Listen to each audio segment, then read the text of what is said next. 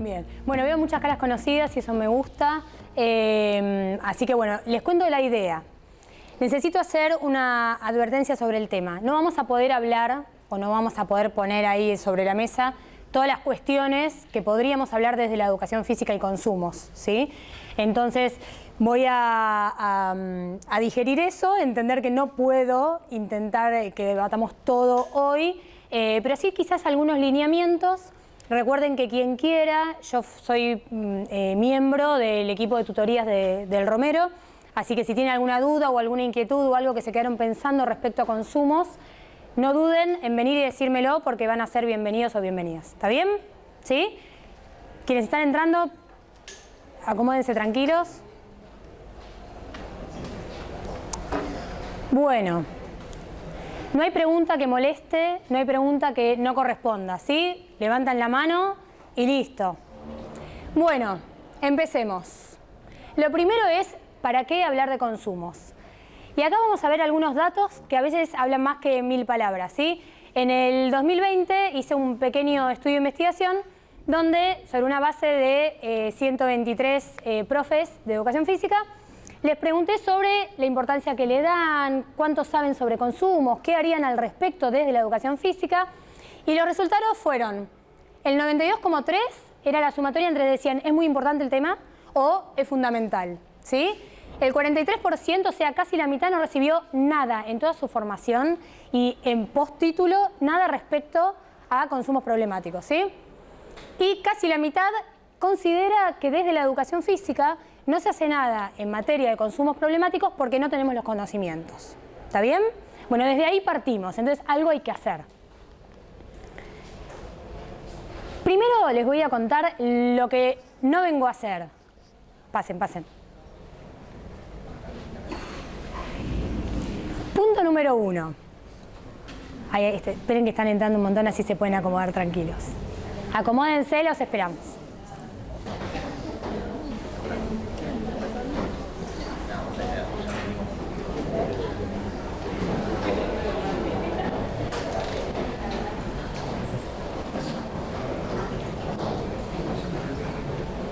¿Estamos? ¿Escuchan bien al fondo? ¿Sí? Perfecto. Bueno, estamos recién comenzando, ¿sí? ¿Ya están acomodados y acomodadas? Bien, bueno, está bien. Bueno, entonces, arranqué por esto, decir, no sabemos demasiado o al menos no creemos tener las herramientas suficientes como profes para poder llevar a cabo acciones en prevención de consumos. ¿Está? Eso fue, en resumen, lo que acabamos de decir. Bueno, ¿qué es lo que no vengo a hacer? No vengo a decirles que no se droguen. ¿Por qué? ¿Por qué creen esto? Porque todo el mundo lo hace. En menor o mayor grado, todos consumimos algún tipo de droga. Todos consumimos algo, vivimos en una sociedad de consumo. Bien, ¿qué más? Las medicinas son. ¿Cómo? Las medicinas son. Bueno, después tenemos el uso cuando está indicado, ¿sí? Pero básicamente, imaginen esta situación. Una persona tiene pensado, tiene planificado consumir alguna sustancia psicoactiva, ¿no? Bien, ¿va a dejar de hacerlo porque yo le diga no lo hagas? Entonces, ¿por qué voy a hacer algo que no sirve? ¿Sí? Salvo que lo haga para la tribuna, pero si yo quiero realmente hacer algo que sirva, no vamos a ir desde lo prohibitivo, ¿sí? Entonces ahí ya me estoy posicionando desde algún lugar. ¿Desde dónde no me voy a posicionar? Bueno, desde ahí, desde la prohibición, ¿está? Otra cosa, ¿qué es lo que no vengo a hacer? No vengo a poner una listita de sustancias psicoactivas, ¿sí? Drogas, sean legales o ilegales. Por ejemplo, el alcohol es una droga, por más que sea legal. No vengo a presentar una listita con sustancias, efectos y consecuencias. ¿Por qué? Bueno, depende cómo la presente. La puedo presentar contando realmente qué es lo que sucede en el cuerpo, que daña el organismo y demás. ¿Pero por qué? ¿Qué se les ocurre? ¿Por qué no quiero presentar eso o elijo no presentar eso? ¿Cómo? Bueno, a ver, a mí me pasó como Bianca que creía esto. Yo decía, pero yo creo que el estudiantado sabe más de lo que nosotros creemos. Entonces pienso esto. Si yo tengo 1 hora y media, por ejemplo, como hoy, ¿no? Para poder charlar del tema, ¿voy a hablar de esto que primero considero que ya saben? Entonces, ¿qué pasó? Era mi opinión. Entonces hice un trabajo de investigación. Hice un trabajo comparativo entre el Romero y el Dickens. Y en ambas situaciones, en ambas poblaciones, dio que, hablando burdamente, la tienen re clara con eso. Quien quiera, les puedo hacer llegar el trabajo. Se va a publicar ahora en la revista de PICEF, así que va a estar accesible para todos. ¿Qué quiero decir con esto? Punto número 1. No voy a trabajar sobre algo que no tiene sentido porque es redundante. Pero hay otro motivo importante de por qué no vamos a hablar de sustancia, efecto y consecuencia. Sí. La información está al alcance de todos, me parece, hoy en día. ¿Para qué vas a...? Buen punto. Van a Google. Efecto de consumir clorhidrato de cocaína, que es lo que llamamos generalmente cocaína, ¿sí? Entonces, no veo el aporte que yo puedo dar desde mi lugar. Y seguimos sin saber qué hacer desde la educación física, ¿está bien? Entonces, aparte de esto que acabamos de decir, ¿sí?, que es redundar sobre algo que ya está, sucede que desde la educación física, nosotros, ese es nuestro eje, meramente lo orgánico y lo que sucede en el cuerpo. O sea, ¿somos toxicólogos y toxicólogas? ¿Vamos a trabajar en una guardia de un hospital recibiendo a alguien intoxicado por consumo de alcohol? No. Entonces, ¿por qué vamos a pecar de falsos psicólogos, de falsos médicos, de falsos toxicólogos, si en realidad tenemos una función que va desde dónde, más que desde el cuerpo orgánico? ¿De dónde vamos a trabajar nosotros? De la prevención. De la prevención desde lo social, ¿sí? Entonces, si yo ahondo en lo orgánico, efectos, consecuencias, lo que hacen, que no lo niego, por supuesto, drogarse hace mal, está claro, ¿no es cierto? Bueno, pero si nosotros vamos a trabajar desde lo social, no ocupemos el tiempo en lo otro. ¿Está bien? ¿Sí? ¿Vamos bien hasta ahí? Bueno, esto era esto. Si a alguien le interesa, en el próximo número sale este trabajito que les dije comparativo entre el Dickens y el Romero, ¿sí? Y hay otro anterior, que es el que les estuve hablando, de los porcentajes de qué creen que saben y demás. Está también publicado en una revista. Bueno, entonces, la verdad que nuestra visión no es la misma que puede tener un toxicólogo en una guardia, así que esa no es nuestra visión. Y si vamos a abordar a los grupos de jóvenes y niñas, nuestra visión tampoco va a estar en el centro de la sustancia. ¿En qué nos vamos a basar? Bueno, en las personas. Y sobre todo, no consumís cuánto, qué, sino el vínculo que tienen con esa sustancia, ¿sí? ¿Qué me refiero al vínculo? ¿Qué se les ocurre? ¿A qué me refiero? A ver. La dependencia. Bueno, la dependencia sí es una consecuencia cuando el consumo sostenido. El grado puede ser uso, puede ser un abuso, puede ser una dependencia. Bien, ¿sí? ¿El motivo? Bueno, a ver, entre los tres estamos llegando a lo que queremos. Sí. ¿Tan fácil acceso a esto? Hoy por hoy es súper accesible. Es súper accesible, ¿sí? ¿Hay que levantar por acá la mano? Ah, bien. Bueno, entonces, el vínculo es el lugar que ocupa en mi vida, ¿sí? Entonces, a veces cito este ejemplo. Vamos a hacerlo como para graficarlo, ¿no? Dos personas, A y B, consumen marihuana sábado a la noche, ¿sí? Los mismos gramos, la misma manera, todo lo mismo, ¿está bien? Pero A consume y el domingo se pone a estudiar, entrena, lo que fuere, en la semana trabaja, no piensa en eso, y el sábado siguiente, si hay consumo, bueno, puede ser que... No estoy haciendo apología, ¿ok? Lo que estoy diciendo es el lugar que ocupa en la vida de esa persona. Mal le hace a todos, ¿sí? Ahora, B es una persona que consume lo mismo, pero el domingo está con mucha ansiedad, el lunes dice, se me viene toda la semana encima, no sé cómo voy a hacer, el miércoles discute con alguien y dice, yo tendría que fumar, y entonces ahí afloja un poco, y no lo hace, se aguanta, el jueves lo mismo, no lo hace, se aguanta, y el sábado vuelve a consumir. Consumen la misma sustancia. Ahora, ¿ocupa el mismo lugar en la vida de A que de B? No. Bien, entonces en eso nos centramos, ¿sí? No tanto en qué es lo que se consume, sino el lugar que ocupa. Y sobre eso es donde nosotros vamos a poder generar algo, ¿sí? Esto es, ¿vamos a ignorar a alguno de los alumnos o alumnas que vamos a tener en nuestros grupos? ¿O vamos a demostrarle que su presencia vale para nosotros? Por ejemplo, ¿sí? Bien. Entonces, todo esto es desde donde miramos la temática. Si vamos a hacer un punto de vista biologicista, un punto de vista prohibicionista, de no te drogues, ¿sí? O si vamos a tener un punto de vista de decir, bueno, a ver qué es lo que está pasando en esta población. ¿Consume? ¿No consume? Si no consume, ¿qué podemos hacer para que sigan sin consumir? Si consume, ¿de qué manera lo hace y cómo podemos hacer desde la educación física para cuidar y reducir los riesgos y los daños de ese consumo? ¿Se entiende? Bien. Me frenan, levantan la mano. ¿Está bien? Bueno. Ahora, acá vamos a entrar... Podríamos hablar, a mí me encanta el tema de mitos y prejuicios que hay atrás del tema de los consumos problemáticos, ¿sí? Pero vamos a nombrar algunos nomás porque si no sería una charla aparte, ¿está? ¿En el fondo me escuchan bien? Bien. De algo me sirvió tener esta voz. Bueno, entonces, el primer prejuicio es que creen que el problema en el mundo, ¿qué es? La droga, ¿no? Por eso la guerra contra las drogas. Como la ilusión de que si sacamos la droga, estamos todos ok y no hay más problemas. ¿Y esto es así? ¿El problema de una persona comienza cuando empieza a consumir o ya estaba antes y es consecuencia de? ¿Está bien? Entonces empecemos a poner las cosas en su lugar. Viene con un combo. Nunca el problema de una persona solamente el consumo. ¿Está? Bueno, otra visión es la de la manzana podrida, ¿no? Que ahí lo que se cree es como que si ellos son un grupo de amigos, si uno consume, pronto va a contagiar a todos como una cosa, como si fuera una enfermedad contagiosa y que no va a tener salida. Nunca alguien empieza a consumir solo porque en el grupo hay alguien que consuma, ¿se entiende? No estoy diciendo que esto no sea uno de los factores, estoy diciendo no se da solo por eso, ¿está? Bien, la junta, es la junta, el problema es, ¿no? Bueno, ese es otro prejuicio, creer que solo por con quién se junta va a consumir o no. Con esos padres, ¿qué querés que haga, pobre criatura? Toda la culpa la tiene la familia de la que viene. Todos prejuicios, ¿está? Vivimos en un mundo de consumo. Todo el tiempo nos invitan a consumir. Todo esto es cierto, ¿eh? A ver, ¿vivimos en un mundo de consumo? ¿Nos invitan a consumir constantemente?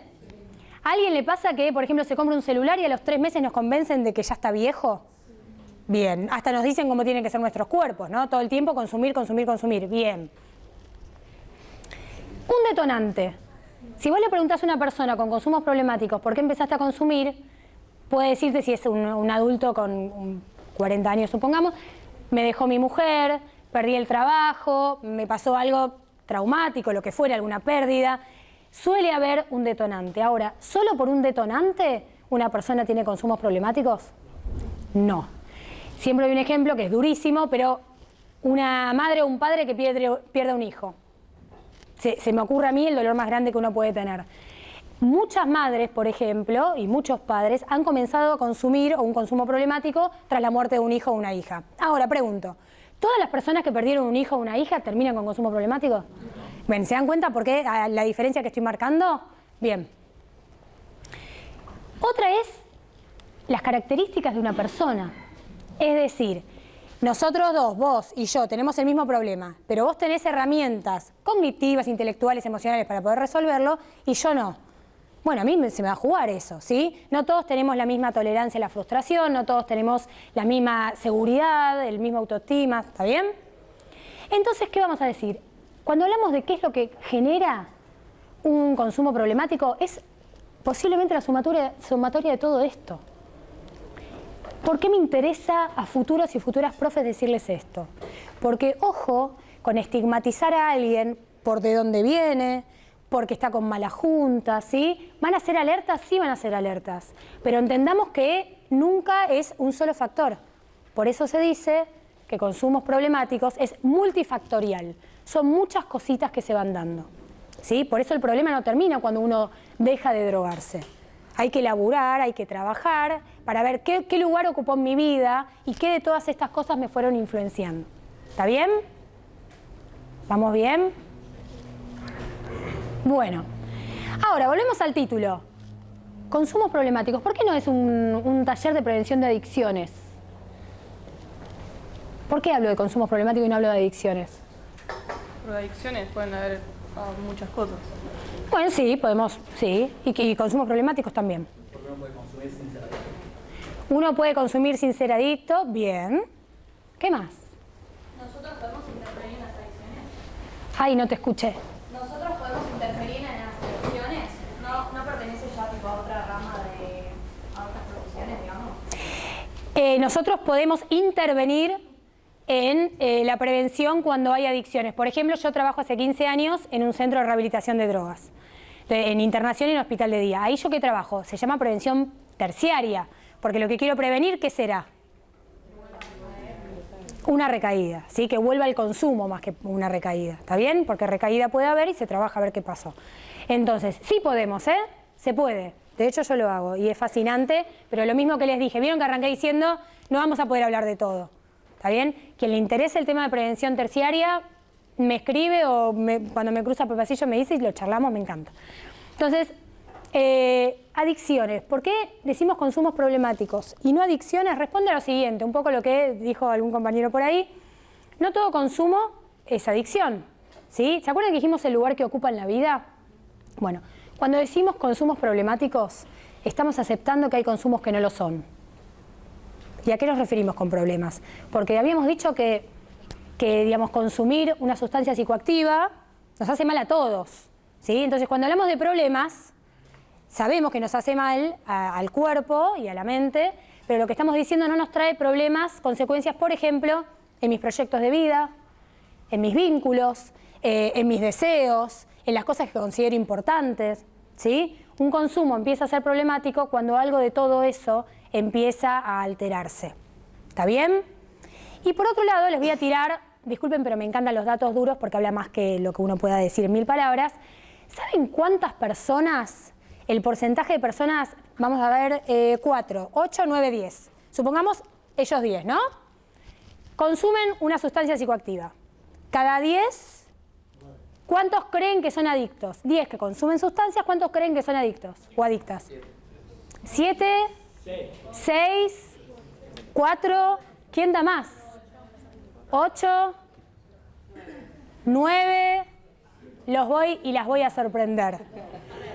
1, una vez, dando un taller acá, un alumno me dice, ¿y por qué tanto problema entonces? Después de casi desmayarme, le contesté, pero a ver, ¿ustedes qué le hubieran respondido? Porque no importa que sea una persona de 10.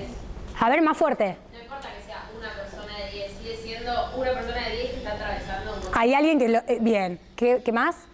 Que además es una proporción muy chica. Bueno, es un valor relativo. Si lo pasamos a valor absoluto, son muchas personas igual. Pensémoslo en discapacidad motriz, por ejemplo.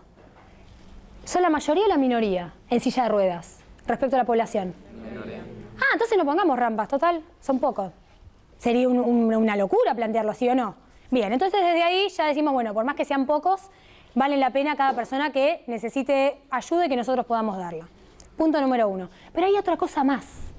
De estos 10, donde hay solo una persona que está padeciendo una adicción, hay otros 9 que sí tienen riesgos que no tienen que ver con la adicción.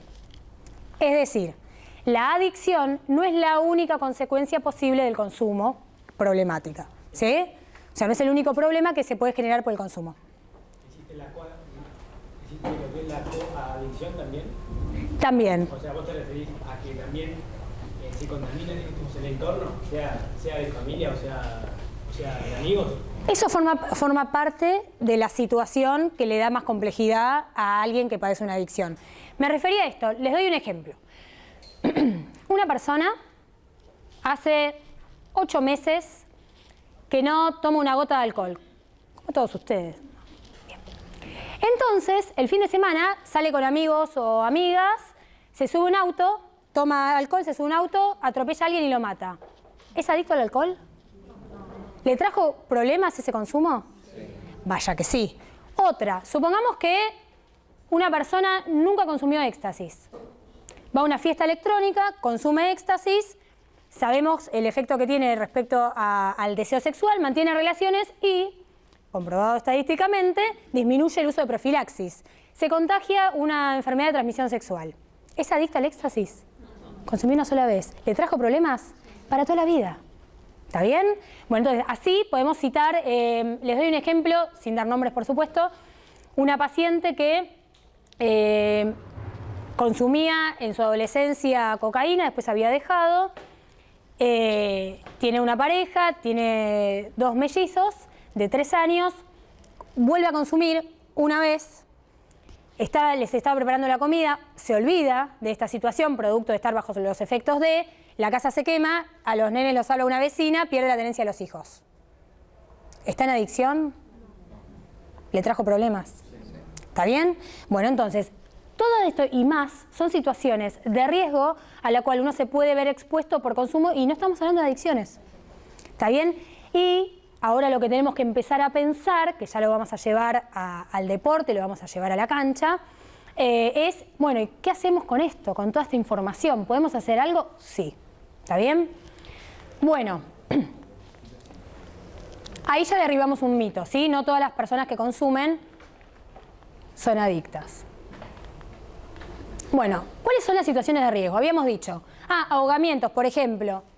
Nuevamente, sin dar nombres, había en los 90 una modelo argentina que una noche va, consume cocaína, vuelve a su casa, consume una benzodiazepina, no importa cuál, pero digo para bajar el efecto, y ciertos reflejos se pueden anular, ¿sí? Entonces lo que sucedió fue que se fue a dar un baño y murió ahogada. Si no hubiera estado bajo los efectos de sustancias psicoactivas, ¿alguno se quedó dormido o dormida en la bañadera? Sí.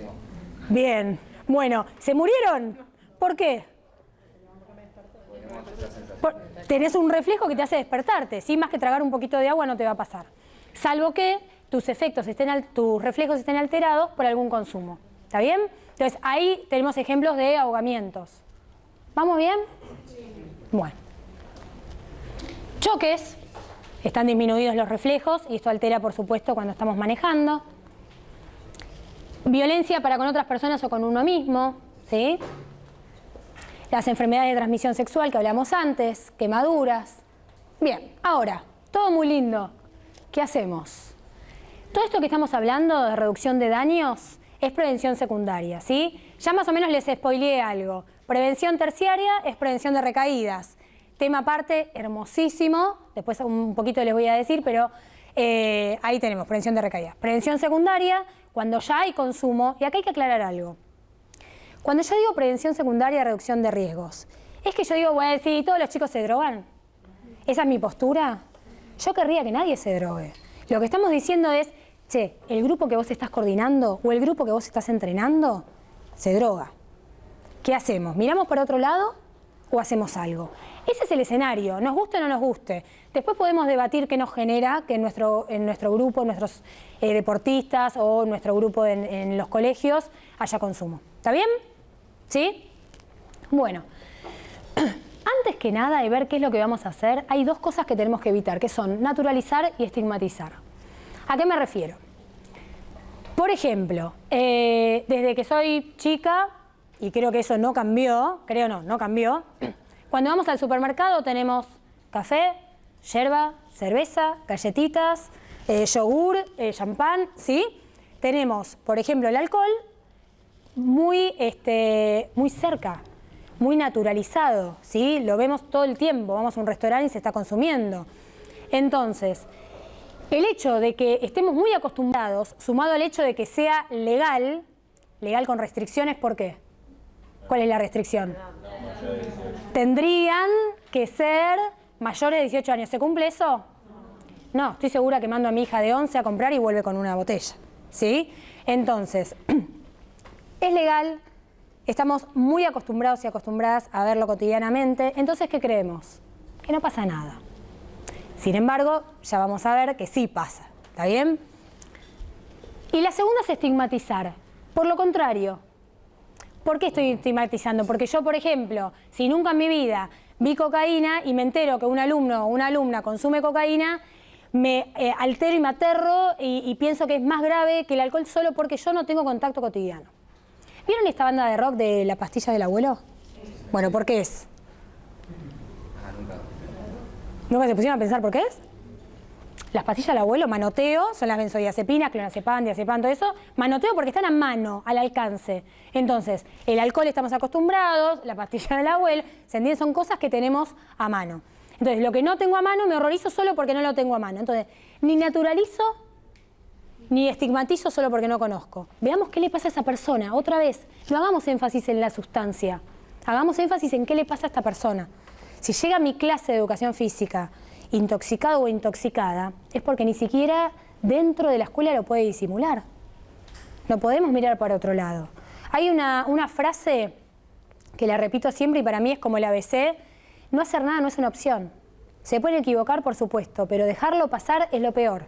¿Sí? Bien. La tijera me hace recordar algo.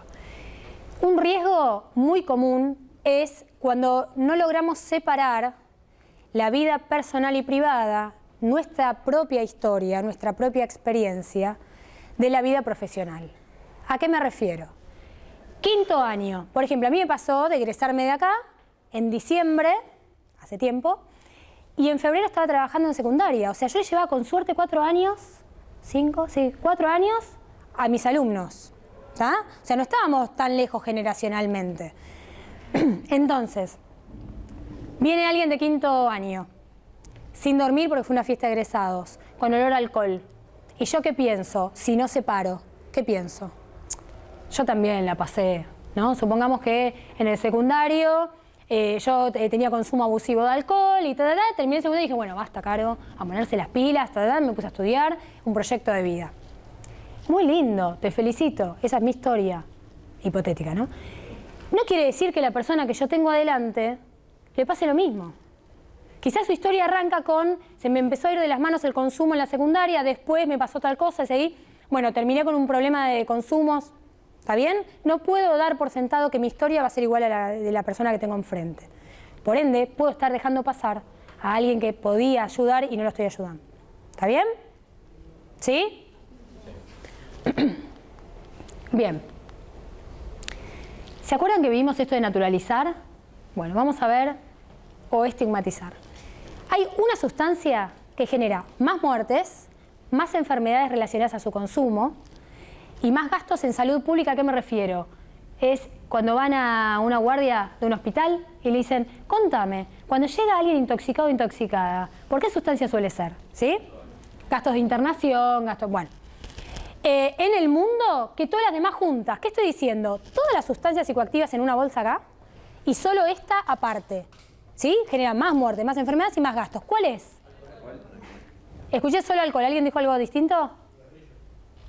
Bueno, la nicotina la vamos a dejar de lado. Pero de todos modos, aunque la sumáramos, la sustancia es el alcohol. Y sin embargo nadie se horroriza porque un chico llegue con olor a alcohol. ¿Sí? O incluso te lo cuentan. Y esperan que nosotros nos quedemos como si nada. ¿Está bien? Bueno, ¿qué factores? Acá empezamos a meternos sobre qué es lo que podemos hacer nosotros puntualmente. Vamos a tomar el alcohol, porque si tomáramos más sería como más difícil, ¿no? Pero ¿qué factores, qué cosas hacen que una persona que tomó alcohol termine en una guardia hospitalaria, termine intoxicada en una guardia? Espera, hábleme más fuerte. A ver, exceso, o sea, la cantidad es un factor. Estómago vacío, si no comió nada, muy bien, porque se absorbe más rápido, entonces el efecto llega más rápido, menos media hora, está intoxicada. ¿Qué más? Deshidratación. Vayan pensando en el deporte. ¿Qué más? Mezcla de distintos alcoholes o mezcla del alcohol con otra sustancia. Bien, ¿qué más? Patologías que tengo. Bueno, sí, comorbilidades, sí. ¿Qué más? Mal descanso también. Mal descanso, estado de ánimo. Si estoy con un día muy negativo, un día muy positivo, mucha euforia, ¿sí? No es lo mismo. ¿Qué más? Vamos a hacer, por ejemplo, supongamos que, ellos dos toman alcohol, ¿sí? Yo les doy 2 copas de vino y me voy. Vengo al rato y le digo, a ver chicos, y le saco sangre. Ella va a tener aproximadamente un 35% más de concentración de alcohol en sangre que él. ¿Por qué? Porque es hombre. Porque nació mujer. Solo por ser mujer va a tener mayor concentración con la misma cantidad. ¿Está bien? Es otro factor que incide. Y también el peso. ¿Sí? Bien. ¿La ingesta? ¿La ingesta? Si comiste algo... Sí, es una de las primeras cosas que dijeron, tal cual. Porque los alimentos enlentecen la absorción, entonces hace que no te intoxiques. Sí, o que depende de lo que tomes, ¿no? Bueno, todo esto afecta. Bueno, ¿cuáles de esos factores nosotros podemos trabajar desde la educación física. A ver, vamos a ver un ejemplo. Yo soy entrenadora de vóley, así que voy a tomar el vóley. Les cuento una situación. Yo tenía un grupo de sub-16 que yo sabía que los sábados, cuando terminaban de entrenar, así como salían de entrenar, duchita, sin comer, sin hidratarse y alcohol. Consumo abusivo de alcohol, ¿no es cierto? ¿Qué hacemos? ¿Qué se les ocurre? ¿Sobre qué puedo...? Tener buenos hábitos, que descansen bien, que coman bien. Bueno, a ver, ¿qué más? Como dijiste antes, no les podés decir que no lo hagan tampoco. Les podés proponer, qué sé yo, después del entrenamiento una comida, si lo llegan a hacer, no están sin comer. Bien, a ver, estamos, digamos, dejemos algo en claro. Si no tenemos vínculo con nuestro grupo, ¿va a ser posible algo de todo esto que estamos hablando? Bien, entonces lo humano tiene que estar. Si no está lo humano, si no registramos a quienes tenemos frente a nosotros, no va. ¿Sí? Bien. Podemos decirles, bueno, fíjense, si no están bien de humor, si no descansaron bien, ojo con el consumo. Se los podemos decir. ¿Y algo más? Podemos, por ejemplo, decías que la hidratación afectaba. Puedo, en vez de frenar 2 veces el entrenamiento, frenar 7 veces y saber que sí, el consumo lo van a tener, pero van a tener otro nivel de hidratación. Bien. O hacer que no salgan todas enojadas porque sabemos que el estado de ánimo también afecta. Bueno, a ver, vamos a empezar a ordenar todo eso. ¿Por qué mezclamos tanto la deshidratación con el alcohol? ¿Qué hace el alcohol? Pero cuando hace calor, mucha gente toma cerveza porque dice que hace calor, entonces... Porque, bien, entonces estamos de acuerdo con que es un mito que es porque está fría, pero no porque te hidrate. Te deshidrata, perfecto. ¿Por qué el alcohol te deshidrata? Porque el alcohol se evapora. Vamos a buscar, hablemos con fundamento estos cortitos. Prometo que es solo una oración, ¿eh? Porque tiene electrolitos. Porque el alcohol lo que hace es inhibir la vasopresina. La vasopresina es la hormona antidiurética, ¿sí? Es la que frena que el líquido no se pierda del cuerpo. Si yo la inhibo y la corro, y le digo, no, chiquita, no vas a poder actuar, no hay nadie que me inhiba que yo pierda líquido de mi cuerpo. ¿Está bien? El alcohol no deja actuar a la vasopresina. Entonces, ¿vieron que había una explicación? Nos vamos deshidratando, ¿está bien? Entonces, pensemos 2 horas de entrenamiento, donde generalmente no se toma la cantidad de agua suficiente necesaria para rehidratar el cuerpo. A eso le sumamos la deshidratación por el consumo de alcohol, bomba explosiva. Yo les cuento lo que a mí se me ocurrió, que estoy segura que ustedes pueden generar algo superador. ¿Está bien? A mí me funcionó esto. Resulta que dije, ¿cómo hago para no darles un sermón? Una cuestión así como que suene... No quería que suene a moralina, digamos. No tomen porque entonces... Entonces dije esto, a ver, ¿somos promotores de salud? No. Sí. Por favor, seamos promotores de salud. Entonces, la idea es que tengan... Después lo podemos charlar. La idea es promocionar una vida saludable, ¿o no? ¿Sí? Bueno. Entonces, dentro de ese combo de querer promover hábitos de vida saludable, que va más allá del ejercicio, podemos decir lo siguiente.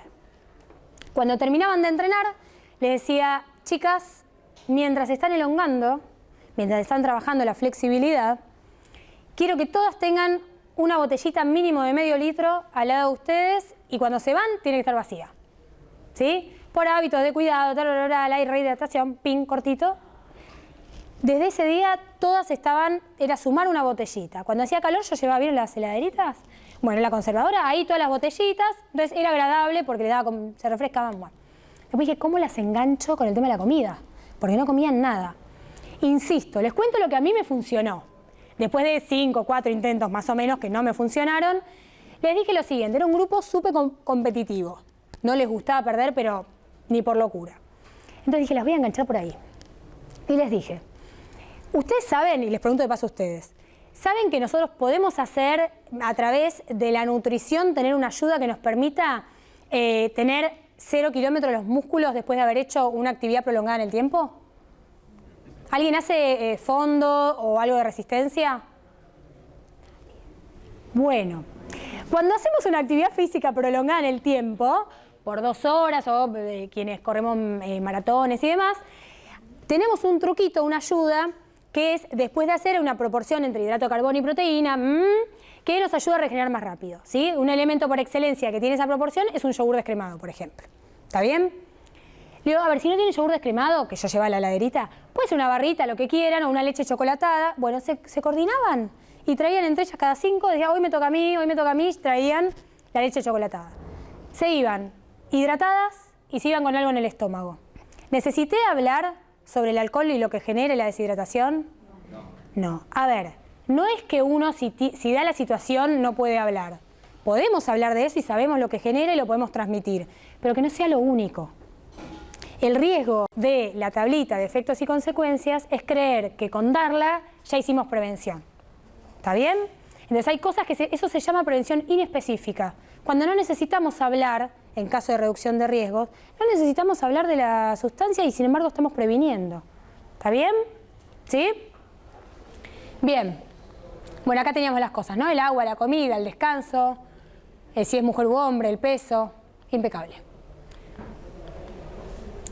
Bueno, entonces hablamos de prevención secundaria, reducción de riesgos o daños, prevención terciaria.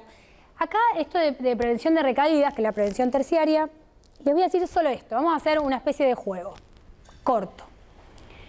No vale pensar demasiado porque si no empiezan a filtrar y no sale. ¿Está bien? Si yo les digo cosas que nos generen placer en la vida, por ejemplo, comer. ¿Qué más? Dormir. Esa sale siempre. ¿Qué más? Hacer ejercicio, jugar, tener sexo. ¿Qué más? Estudiar. Está muy bien, está muy bien. Ñoños y a toda honra. ¿Qué más? ¿Qué más? ¿Tomar mate con amigos? ¿No está bueno? Bien. Reunirse con la gente que queremos. Podríamos nombrar un montón, ¿no? Bueno, lo que sucede cuando hablamos de una adicción, entre otras cosas, es que supongamos que estos son los centros de placer de mi vida, ¿no? Lo que sucede cuando estamos hablando de adicción es que esos centros de placer van cayendo, ¿sí? Deja de ir a entrenar, no puede sostener el trabajo, los proyectos de vida se empiezan a entorpecer porque no se puede llegar, no se puede sostener, ¿sí? ¿Por qué? Porque hay compulsión. La compulsión es ese deseo por volver a consumir, ¿sí? Muchas veces lo que me dicen pacientes es, ya no era placer. Ya era, si tenía la bolsa la tenía que terminar y si la terminaba era volver a consumir otra, conseguir otra y cuando la conseguía vaciarla, ¿sí? Compulsión, tac, tac, tac. Ahí elige la persona, ya no eligen, es seguir, es compulsión, compulsión, compulsión, ¿sí? Bien, entonces, decíamos, empiezan a caer los otros centros de placer quedando como único centro el consumo, ¿sí? Que incluso ya ni placer daba, ¿se acuerdan? Bueno, cuando llegan a algún dispositivo de tratamiento, ni siquiera está el consumo. Se encuentran con esto como profes. Alguien que pareciera que nada le da placer. Entonces, ¿cuál es nuestra función? Que da para largo, insisto, esto es solo una intro. Acompañar a esa persona a que pueda volver a tener placer a través del cuerpo sin una sustancia. Les cuento solo una anécdota. Una chica de unos 23 años, en internación yo doy varias propuestas que son muy distintas unas de otras. Hacemos función, hacemos vóley, hacen fútbol, musculación, preparación física y relajación. Entonces estaba en relajación. Cuando termina la relajación, se emociona. Entonces me acerco y le digo, ¿estamos bien? Y dice, sí, estamos muy bien. Le digo, ¿qué pasó? No sabía que me podía conectar y relajar así con mi cuerpo sin haber fumado. A eso me refiero, ¿sí? Esa es una de las tareas con la cual uno va ayudando, acompañando a la persona que está en rehabilitación, ¿sí? Y otra cosa más, ¿quiénes vieron ya educación, EFI de inicial? ¿Alguno ya tuvo?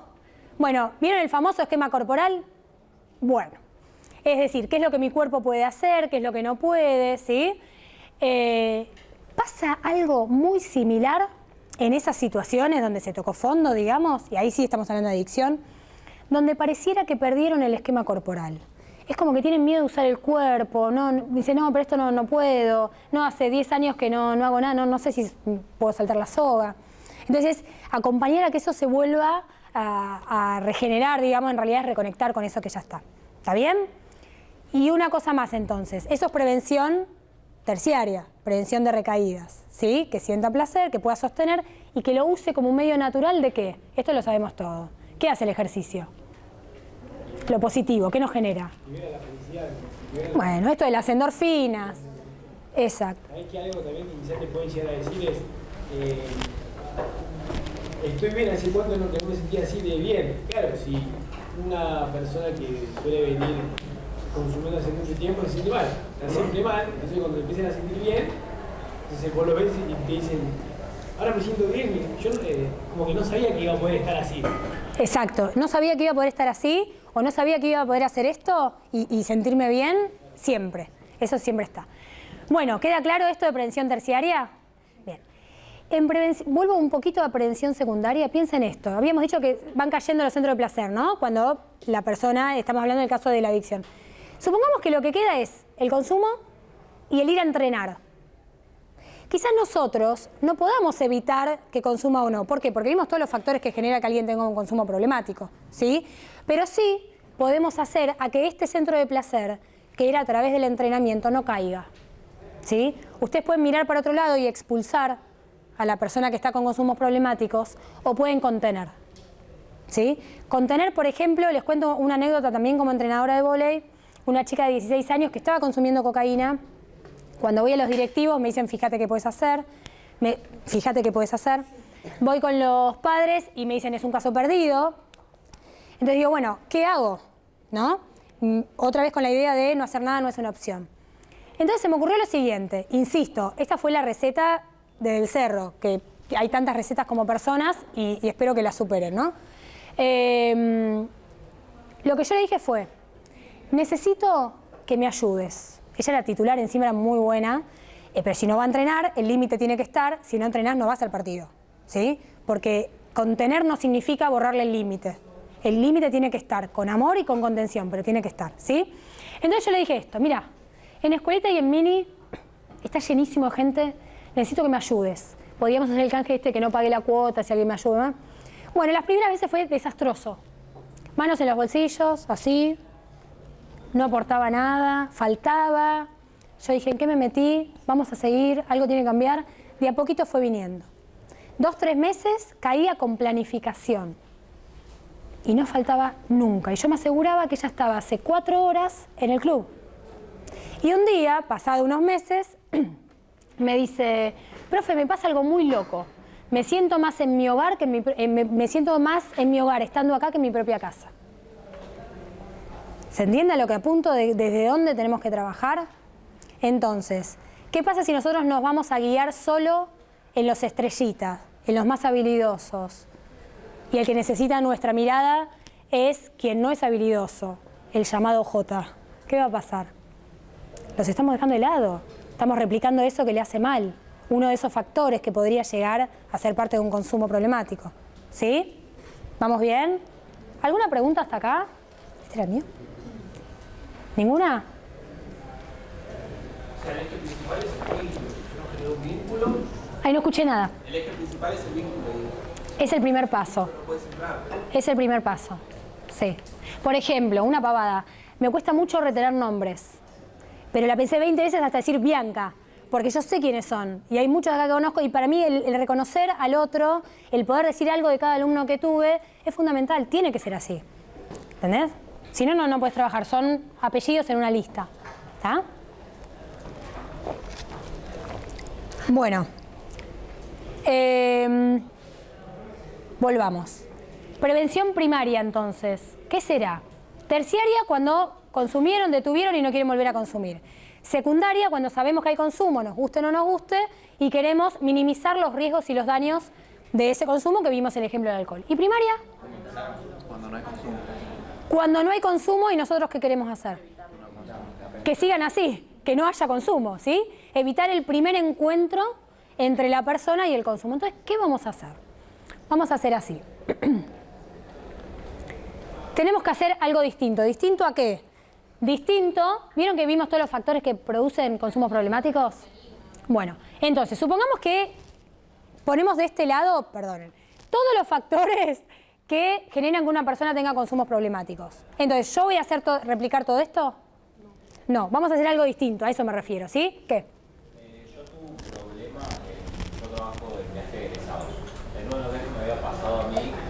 otro grupo, los padres mismos le habían comprado a todo el grupo 2 botellas de alcohol con 12 años, importante aclararlo, porque decían que estaban previniendo que se vuelvan alcohólicos. ¿Viaje egresados en primaria? Sí, estaban previniendo que se vuelvan alcohólicos al darles de probar controladamente. O sea, en ese caso, ¿qué hace con el instinto? Fue acabar botella. Bueno, ahí hay un estudio muy interesante que hizo la Cedronar, comparativo del 10 al 17, del 2010 al 2017, donde lo que decían es esto, que había bajado la edad de inicio de consumo, donde cada vez consumen más cosas y donde cada vez es más accesible todas las sustancias.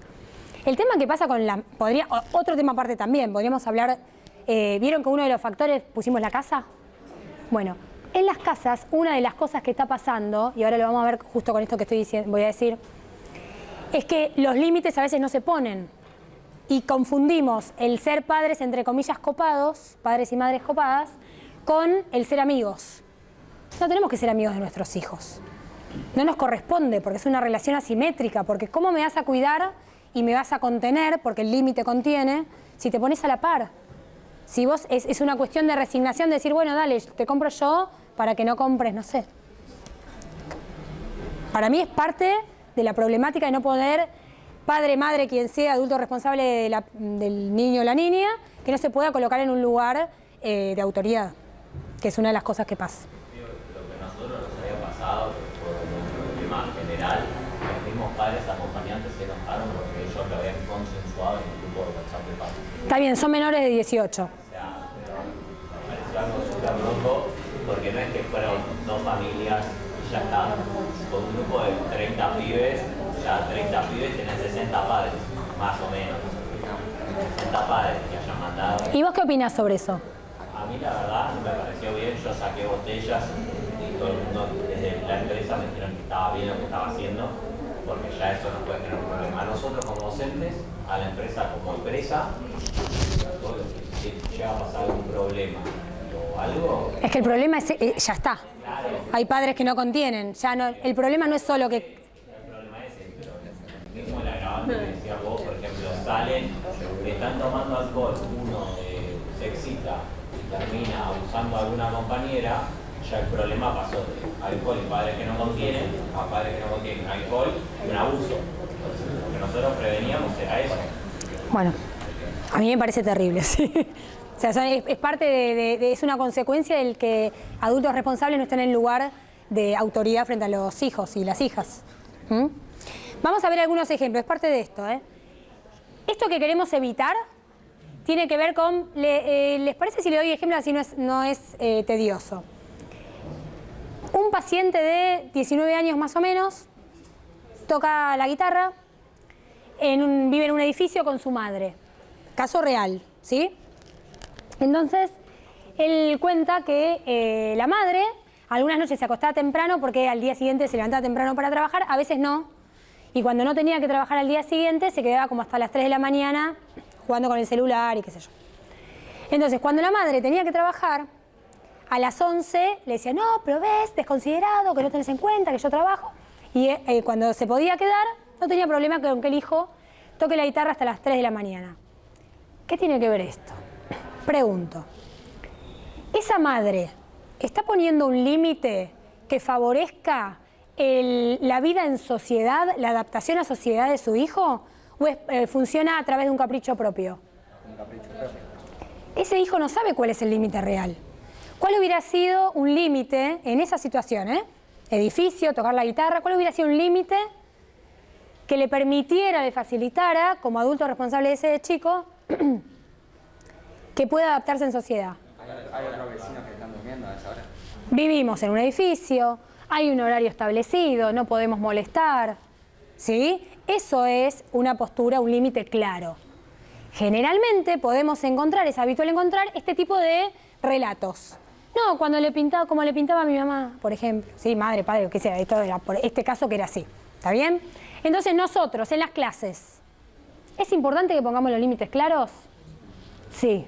¿Cómo? Con amor, con respeto, por supuesto, pero los límites tienen que estar. Y si alguien está en problemas, por ejemplo, esta es típica, No, porque pobrecita, ¿viste?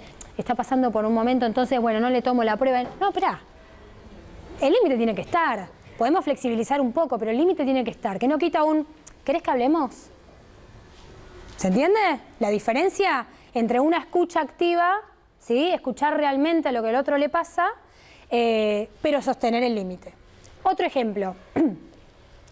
Acá suele suceder que lo que piensan, estamos hablando de los factores que predisponen al que se suelen dar cada uno a su mundo, ¿no?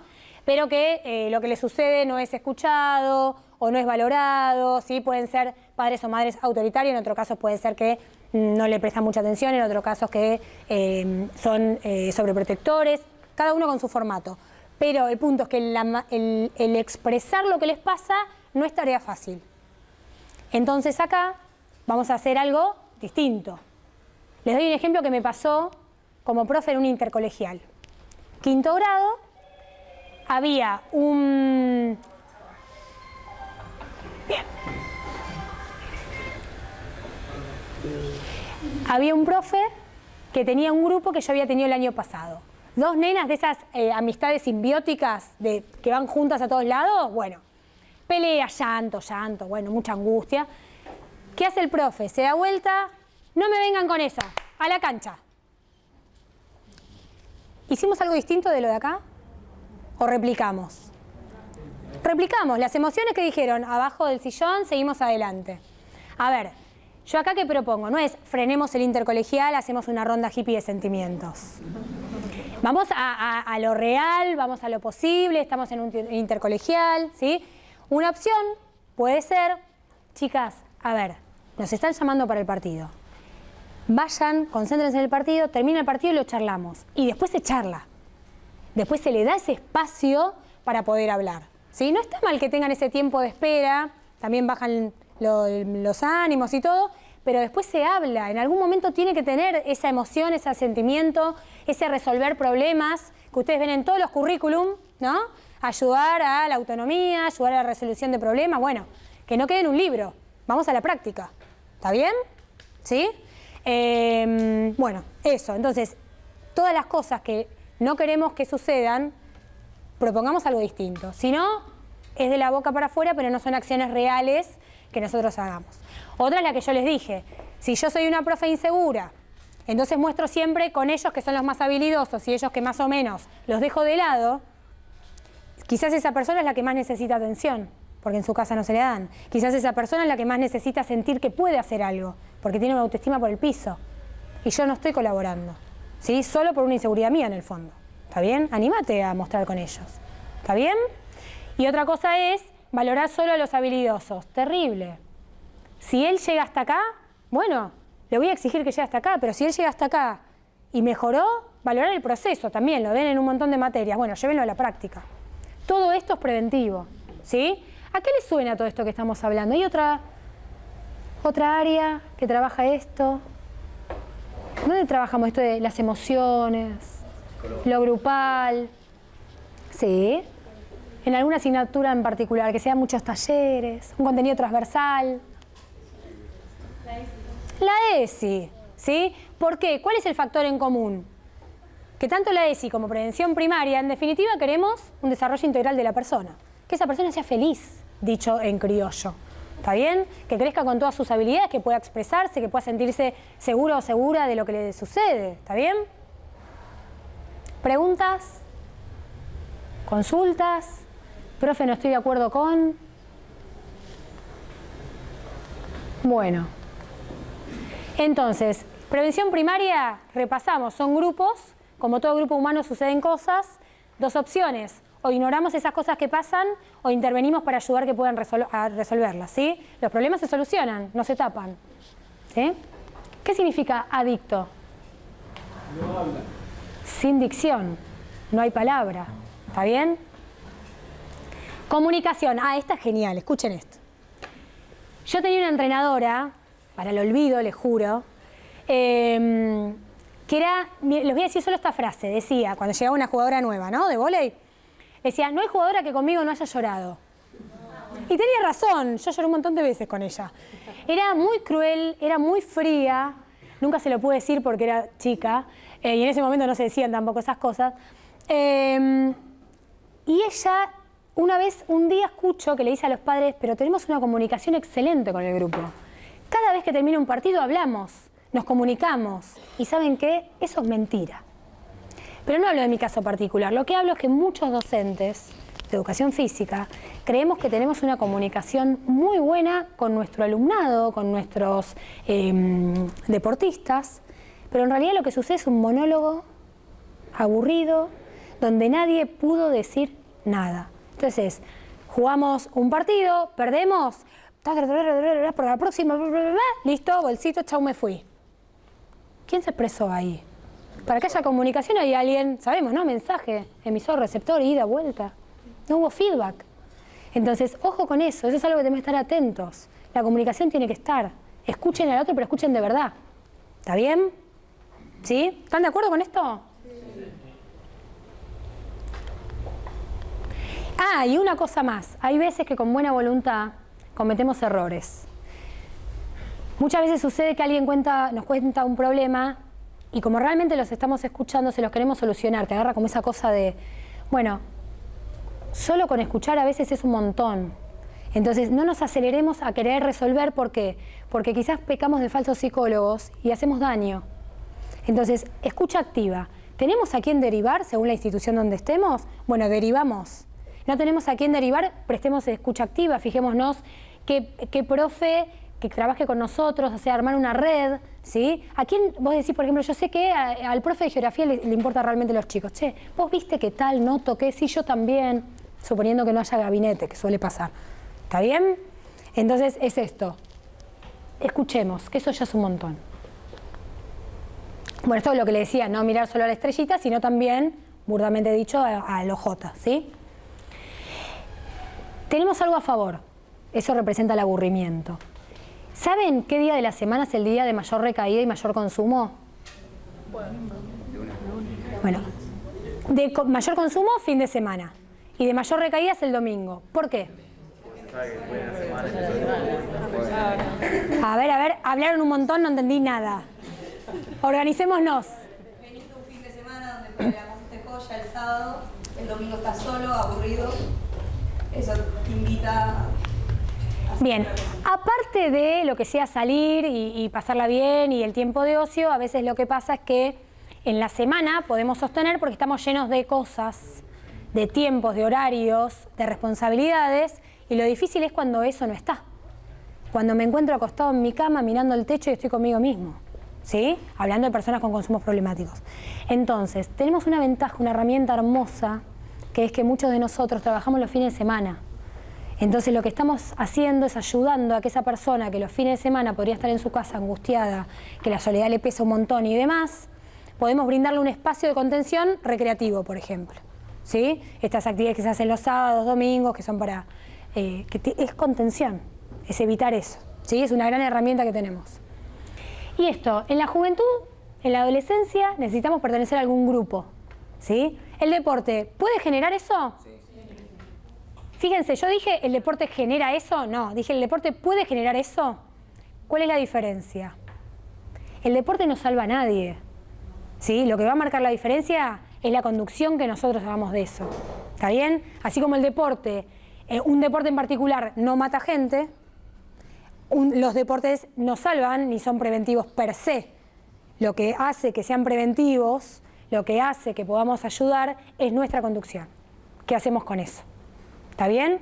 Si yo a los chicos por ejemplo, yo me dediqué 17 años a taekwondo, tenía una escuela. Si yo los llevo a mis taekwondistas a un torneo y le digo, mátalo, no estoy ayudando a ninguna prevención, no estoy hablando de ninguna cuestión integral, ¿sí? Estoy favoreciendo la violencia. Bien, ¿se entiende esto? Bien, entonces depende de nosotros. Magia no es. Y esto de trabajar en red, ¿sí? Nosotros una vez que ya vamos habituándonos al trabajo en el que estamos, vamos sabiendo con quién contamos, con quién no, quién es comprometido con el trabajo, ¿sí?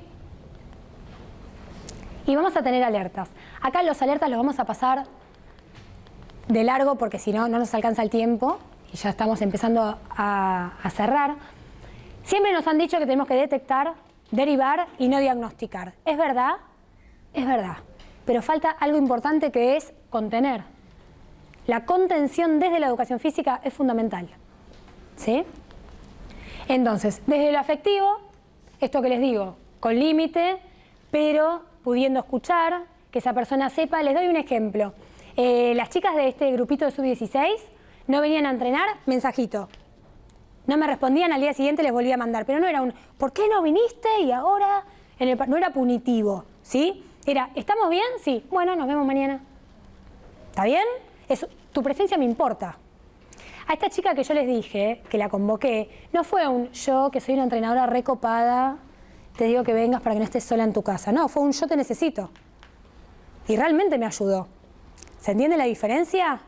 Es valorar al otro. Bien. Generalmente las instituciones, sobre todo los sistemas educativos, expulsan a las personas con consumo. Es así.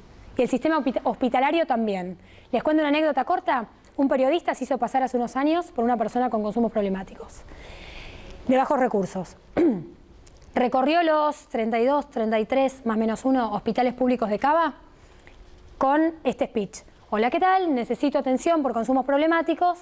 ¿Me pueden atender?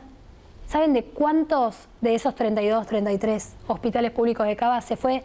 No que lo hayan atendido, ¿con un papel, con un turno? ¿Tienen algún número? 12, 0, 1, 2, ya cayó el pesimismo. ¿Qué más? Bueno, de 2, ¿sí? Del Fernández y del Gutiérrez. Entonces, piensen esto, un dato más. ¿Saben cuántas personas con consumos problemáticos piden ayuda? ¿Porcentaje?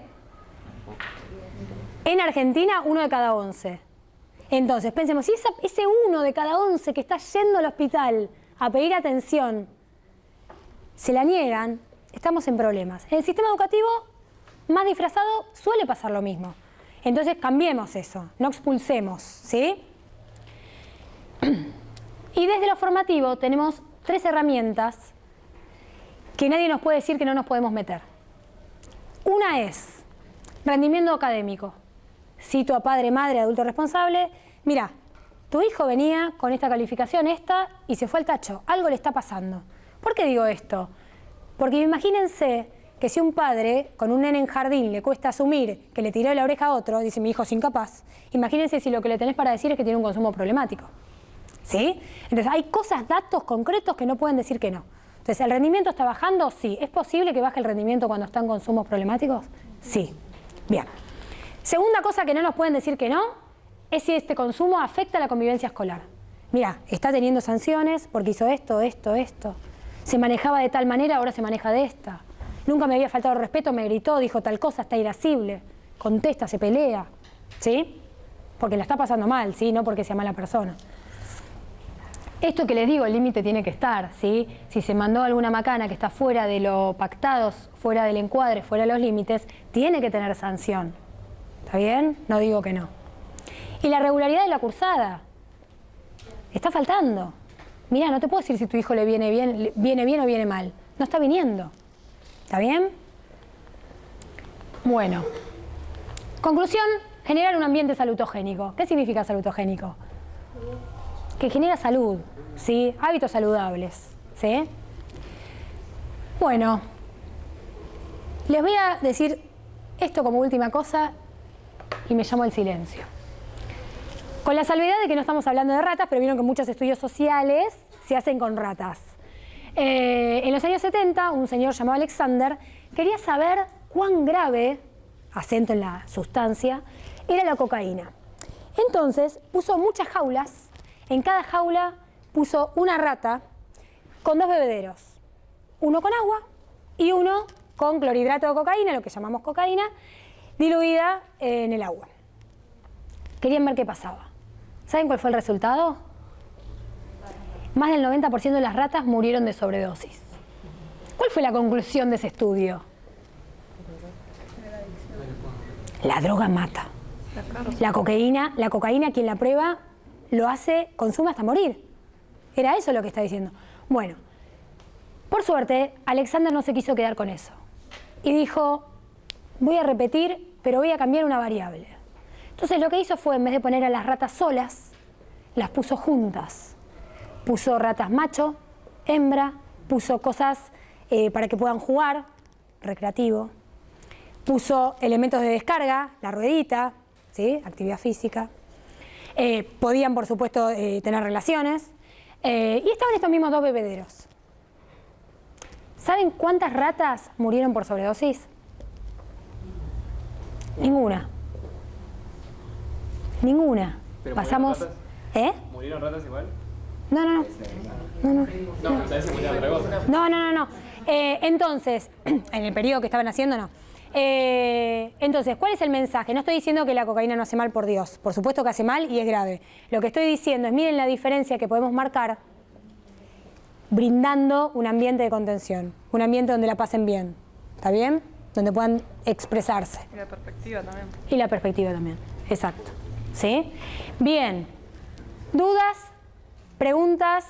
¿Comentarios? Me llama el silencio. Sí. Viste que habías dicho que hay eso que hay que escuchar al alumno. En el caso de que el alumno no quiere abrirse como eso, no quiere hablar, no tiene forma de actuar, o sí. Me parece genial lo que acabas de decir. No es probable, puede pasar. Lo más probable es que te diga que no. Supongamos, vos estás con un consumo problemático y yo veo, ¿no? Te dormís en clase, que puede pasar. Te dormís en clase, entonces me acerco y digo, ¿estamos bien? No. ¿Sabés que si querés podemos hablar? Sí. Listo. Otra vez. ¿Sabés que? Listo. No insisto más. Pero ¿por qué les estoy recomendando que lo hagan si les digo que lo más probable es que no les cuente? Porque hay una probabilidad de que sí. Porque en realidad, a ver, necesitamos que él quiera hacer algo al respecto. Pero vas a ver que conmigo cuenta. Che, contás conmigo. ¿Sí? Es como yo les digo con el área de consumos. Quien quiera venir, viene. Y hay gente que lo hace. Y bienvenido es. ¿Se entiende? Sí. Hay un dicho que dice, un cuento, ¿no? Cortito, dice que la ciudad de Roma, ¿no? El Coliseo Romano se construyó en 3 años, ¿no? Entonces, tardó 3 años en construir semejante imperio, es decir, estar bien, ¿no? Y es tan difícil, y se destruyó en 3 días por una guerra. Con esto que quiero decir que es tan difícil salir de esto quizá, ¿no? Lleva, no sé, por ejemplo, 3 años, y es tan fácil como ir a un kiosquito acá en Libertador y comprar una lata y recaer otra vez sin consumo, entonces, a eso vuelve, ¿no? Está muy bien, y es así. Pero es un laburo día a día para no volver. Es un laburo de día. Exacto. ¿Alguien más quiere decir algo? Sí. En base con lo que dijo él, a mí me pasó una alumna menor de edad, no con temas de consumo, con otros temas, pero un día la vi llorando, simplemente llorando, no la quise ignorar. Estábamos en el micro camino al colegio, me senté al lado y le dije, hola Pau, ¿qué te pasa? No, nada, llorando, algo te pasa.